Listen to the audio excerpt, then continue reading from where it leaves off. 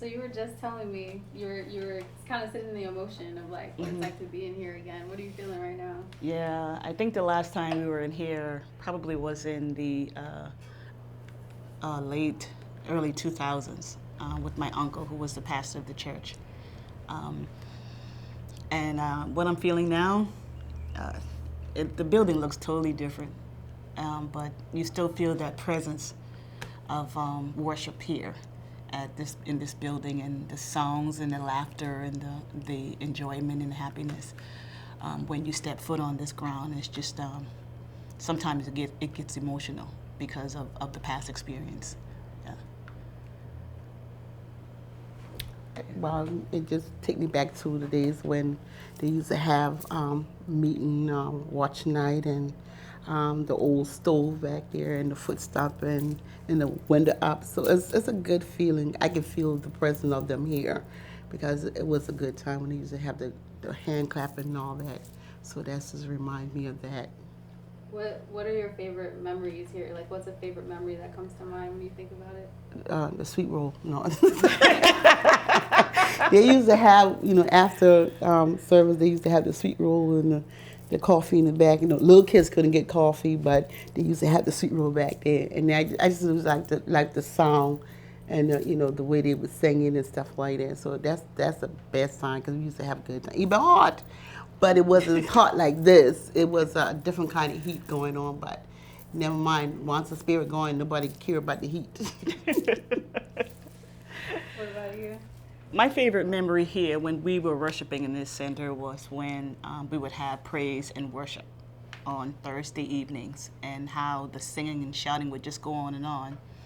And when I think about the singing and shouting, I often think about my mom and my grandmother, who was a part of the Moving Star Hall Singers, and they sung in this area right here where they had several shows and so forth, and from history, from what they were telling me, how they shouted and praised God all night long, and then in the morning they would have honey bun or baked rolls and coffee or whatever the case may be. So with us being here in the early 2000s, I had enjoyed the singing most of all. But I also enjoyed the part where my grandmother and mom would tell me when they were young what they did inside this building, and how active they were in this building with praise and worship.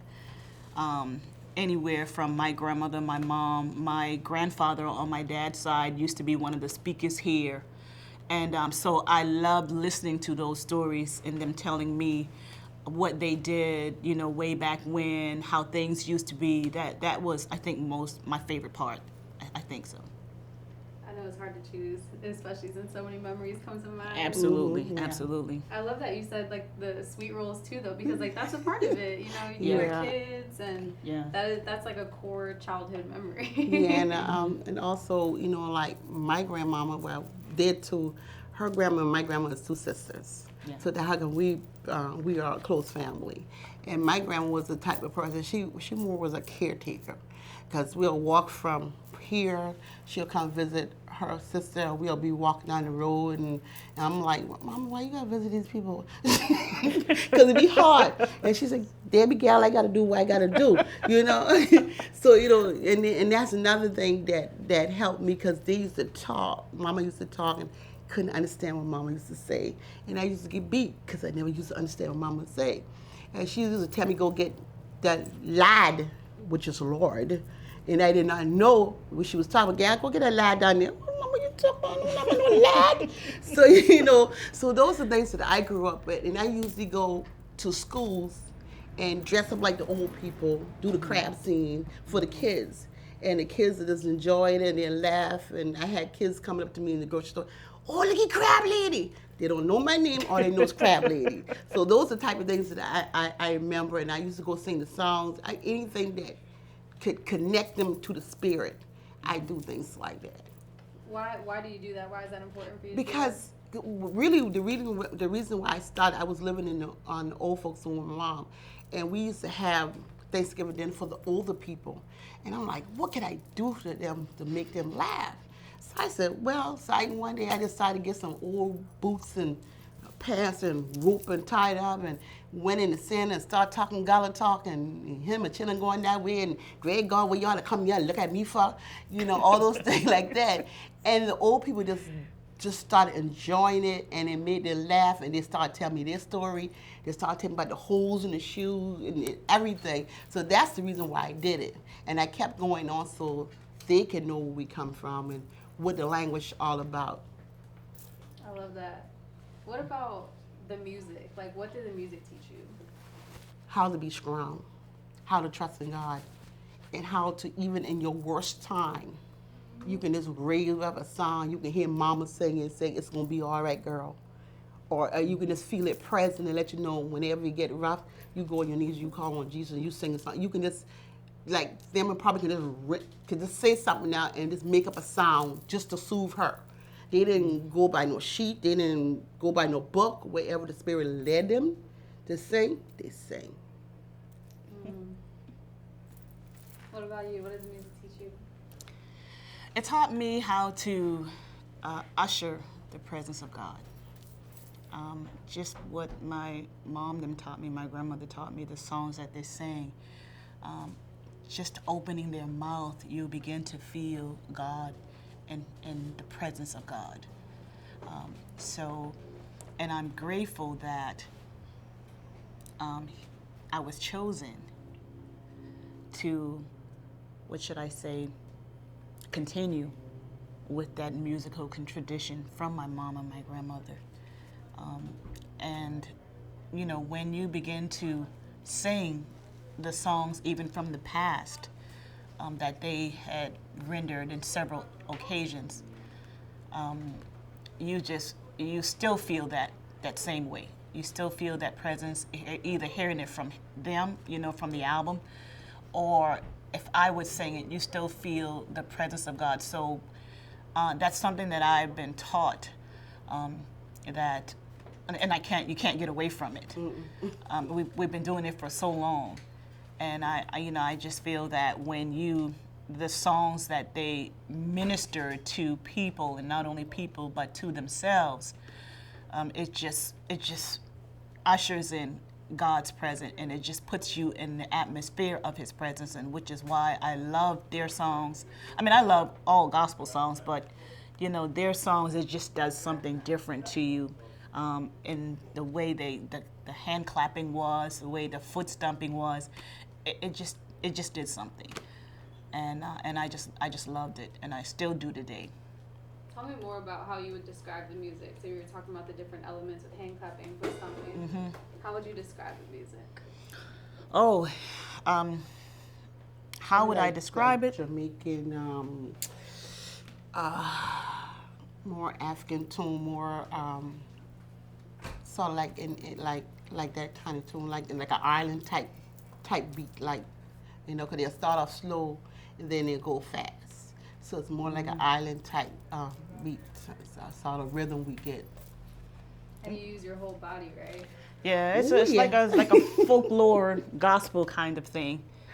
My grandma and when my grandmother used to open her mouth and sing, and it just sounded like a chiming bell. I mean, it was just so original.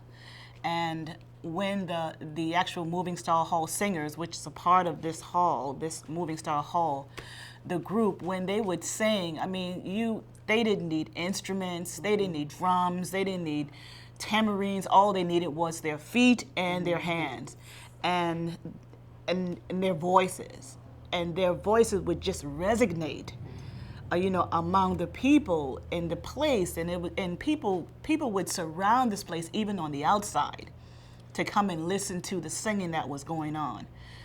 But to me, the folklore gospel is it touched so many people, and it still touches them today. So I love it. I can't get away from it, and I wouldn't even try to. What's your favorite song? Oh. Well, in the sound, it's two different techniques, because it's like the different hand clapping that we got. Some do like this and some do like this.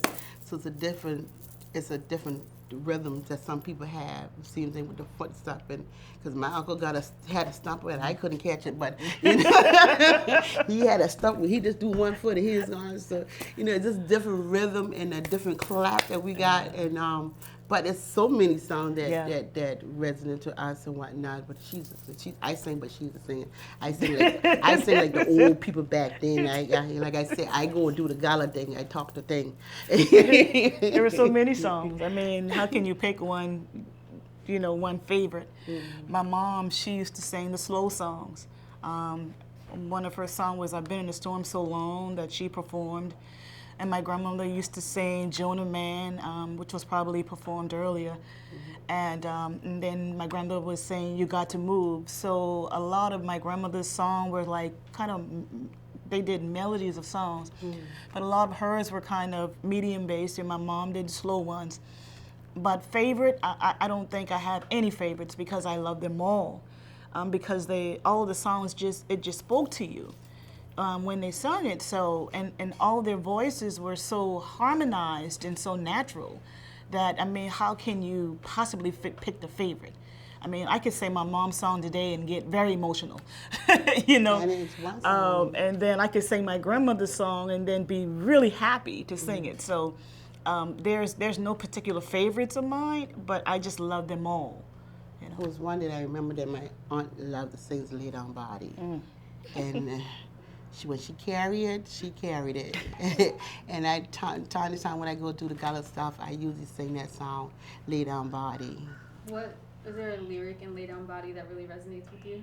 It's just that the way she's saying, you know, you travel a long time, you know, you had a hard time, you know, body, I know you're tired now. It's to me, it designates when you have a hard day at work. And you come home, you go like, lay down, body, lay down a little while. Oh, my body now, lay down a little while. Body, I know you tired now.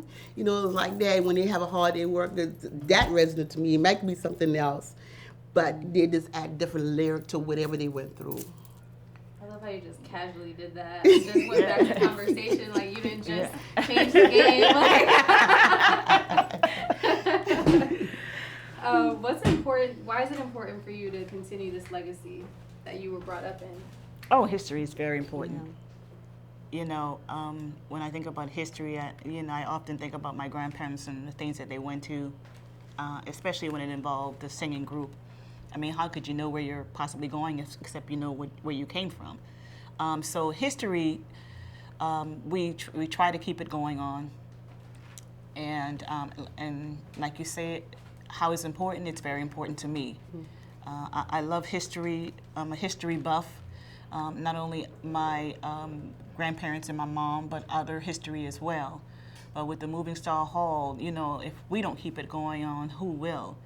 And so the information that I have, I pass to my children, and believe it or not, they have the voice as well. It's very interesting how how talent travels through your family, you know, from my grandmother to my mom to me and my siblings and to my children. So history has become definitely an important value in our household, in my life, and my children's life, and so forth. And I just wouldn't change it for anything. Well, to me, my son constantly bothered me to do tours and stuff like that. But I try to teach him, and he's like, "Mama, you know what? I that's a good thing because I don't know everything, and being that you do this, and because sometimes they have a hard time understanding me, because when I get wind up, I sound like my grandmama. But he's trying to encourage me to do it more because he likes that, and he wants the young people to know, because it's a different, because you got people out there doing it, but they don't have the soul to do. They don't have the soul that where we came from. We come from not having a bathroom to a house today. We come from not having a running wall in the house. We come from putting newspaper on the wall for decoration for Christmas. So we come from making flour for paste to put on the wall. So These are things that they need to know so they can be grateful to see how God brought them, how God brought them from where we come from to where they at now. So it's very important so they can remember that it's not all about what you have, it's about what you give and what God gives you to bless you on earth, to bless other people. I have one more question, and then if there's anything else you want to share. But what is spirituality to you? How would you define your spirituality and why it's so important to you?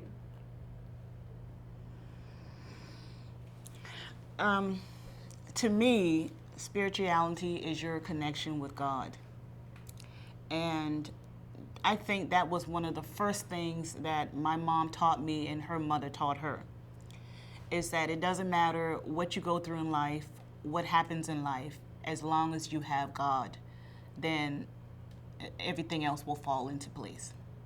So spirituality is very important to me in my life, and I'm so glad that I was introduced to spirituality at a young age. And with that came the musical part, which I dearly love so much, that my family has taught me. But without the spirit of anything, I mean, how can anything last without being spirit filled or however anyone may position it or place it? You have to have that spirit to go through in life of what you want to accomplish and so forth. So how it's important to me is very important to me. I mean, I can't do anything without the spirit at all. Even singing, I can't do it without the spirit. So that's an intricate part of my life. It really is, and I don't know how I would do without it. Yeah. To me, it's a foundation, it's a rock, it's something, because when I first got introduced in the spirit, I was afraid of God. Because my mom used to say, if you want to do that, God gonna get you. You better listen, God gonna get you. And I was so afraid of God that I just wanted to just make sure everybody was happy, make sure I give everybody one. That just was me, and I continued to have that spirit to do that until I got older. And I said, you know what? I never learned how to love God. I was so afraid of Him that I didn't really get to know who He was. And as I got older and I saw my grandmama, because my grandma is the type of person, when she sees something on you, she go in her room and she pray. And I never knew that until she passed away. And I always wonder why she always, I go and sleep. But she'll go in the room and pray. She'll see something on you, or a spirit sin or something, and she'll go in the room and pray. And I'm like, okay, now I know what's going on.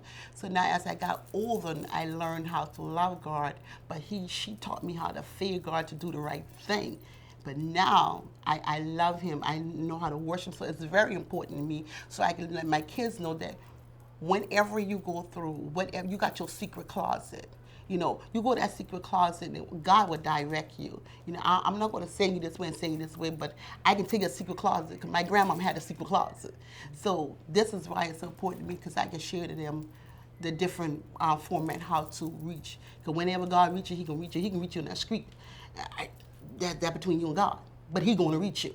So that's how important it is to let them know you don't have to be like me to find God, but you will find God in your own direction. That's beautiful.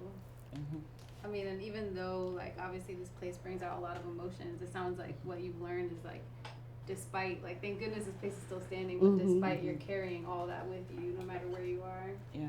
If my mom was living today, she would probably say, this is a need in time. Singing, this is a need in time.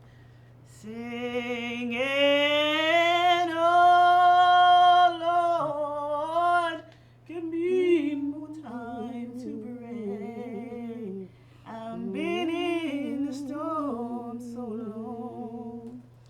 This time, this era that we're going through, is just so much that's happening in the world today.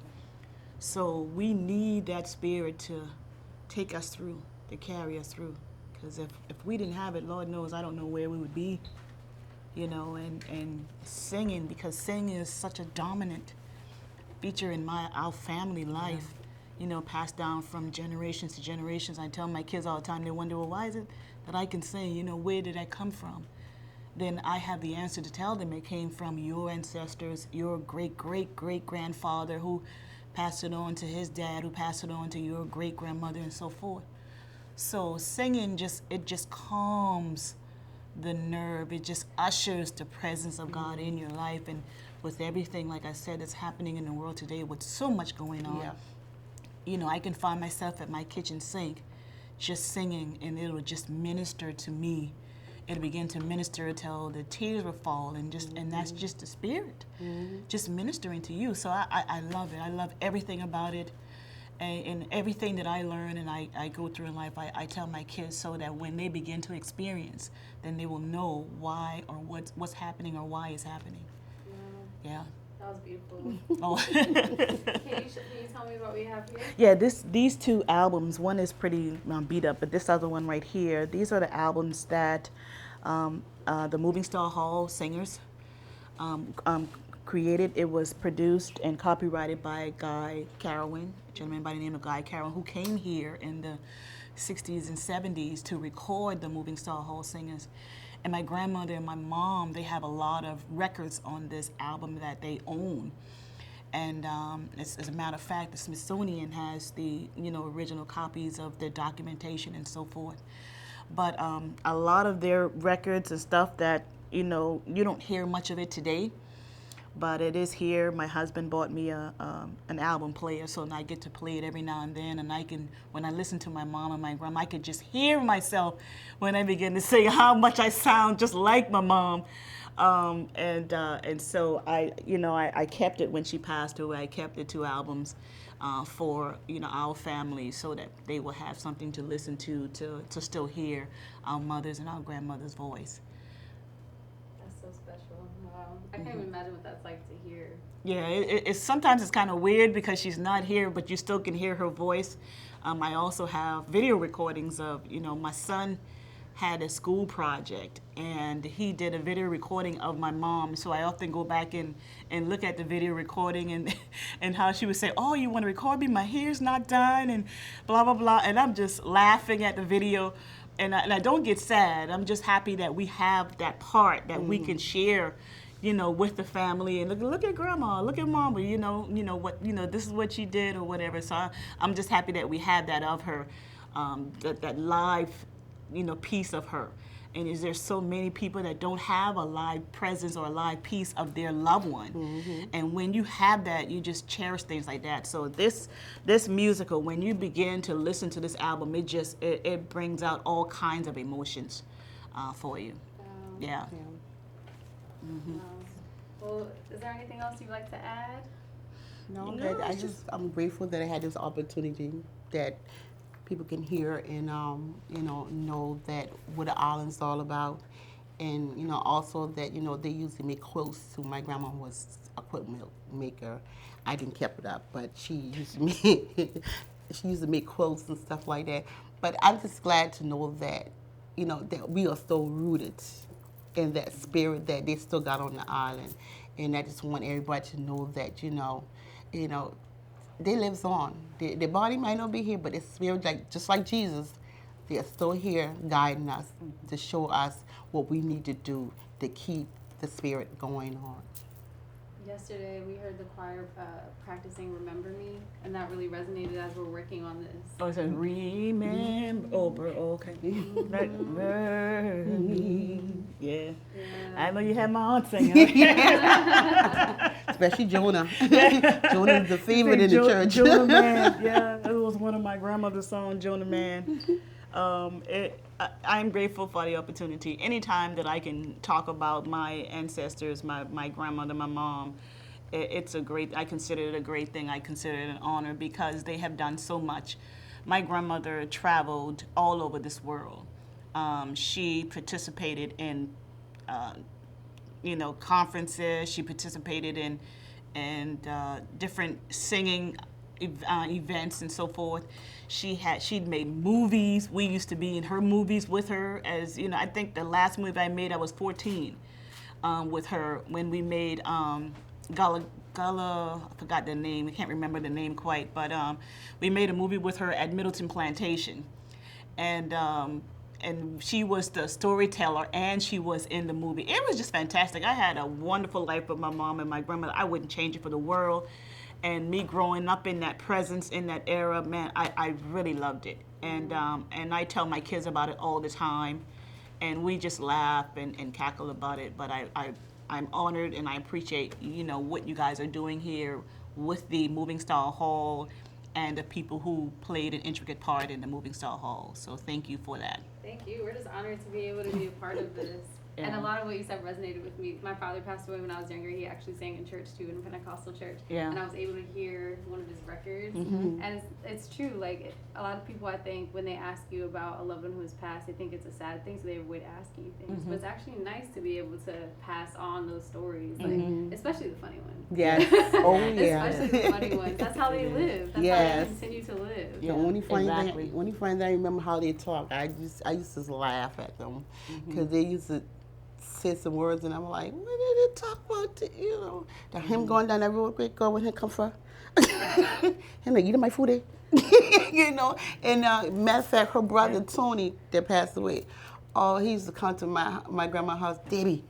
We say, I said, I'm not messing with you, I'm not talking like the people that did now. Leave me alone. Tony Jack, gotta go get away from my house shop. And he just laughed, he go about his business. So that's why we used to laugh at them. We used to just really laugh.